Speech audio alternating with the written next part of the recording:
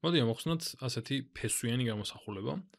ფესვი 3x-7-დან აქვს და ამას ვუმატებ ფესვს 2x-1-დან. და ეს უდრის 0-ს. მოდი ვცადოთ ამისი ამოხსნა. ნუ ეს რომ ამოვხსნა, მინდა რომ ცალ-ცალ მხარეს მოვაქციო ფესვები და ავიყვანო კვადრატში. ყველაზე მოხერხებული ეს მაფიქრდება. ამიტომ მოდი ორივე მხარეს გამოვაკლებ 2x-1-ს. აქეთ მხარესაც და აქეთ მხარესაც ვაკლებ 2x-1-ს. ახლა საინტერესო ის არის, რომ კვადრატში რომ ავიყვან, რაღაცა ინფორმაცია დაგვეკარგება, ხო?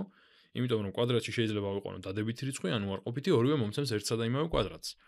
ამიტომ პასუხს რომ მივიღებთ, უნდა შევამოწმოთ გარეშე ამონახსნი ხომ არ არის. ამიტომ მოდი ეგეც გვახსოვდეს. ესე იგი ახლა ამათგან რა დაგვრჩება? ნუ ესენი ერთმანეთს გააბათილებენ, ამიტომ დაგვრჩება ფესვი 3x-7-დან ტოლი არის მინუს ფესვის 2x-1-დან. ახლა ორივე მხარე ავიყვანოთ, მოდი კვადრატში, იმიტომ რომ რატომაც არა შეგვიძლია. ესენი თუ ერთმანეთის ტოლია, კვადრატების ტოლია. მაშინ აქ მექნება 3x-7 უდრის 2x-1-ს და ახლა მოდი ორივე მხარეს გამოვაკლოთ 2x და დავუმატოთ 1, ესე იგი -2x + 1. მაშინ დაგვრჩება x-6 უდრის 0-ს და შესაბამისად x-ი ტოლი გამოდის 6-ის. ახლა x-ი მივიღეთ რომ 6-ის ტოლია, მაგრამ მოდი აბა ჩავსვათ და ვნახოთ თუ იმუშავებს.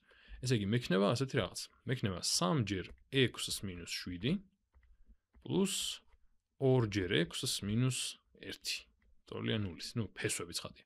ახლა ეს არის 18-7, რაც არის 11. ამიტომ ფესვით 11 გვაქვს აქ. და აქ გვაქვს 12-1, რაც არის ასევე ფესვით 11-დან. უდრის 0-ს.